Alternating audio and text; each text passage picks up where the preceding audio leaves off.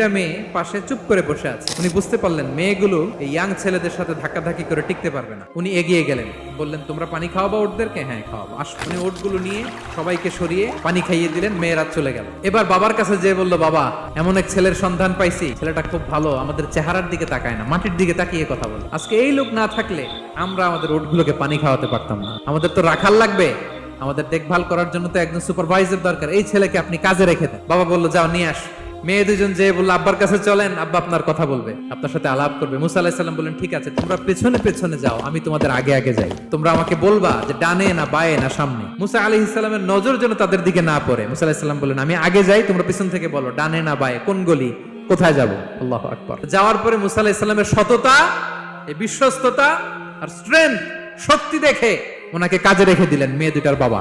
সুবহানাল্লাহ বলেন। আর বললেন, এত বছর কাজ করবা, পারিশ্রমিক হচ্ছে কাজ যখন শেষ আমার এক মেয়েরে তোমার কাছে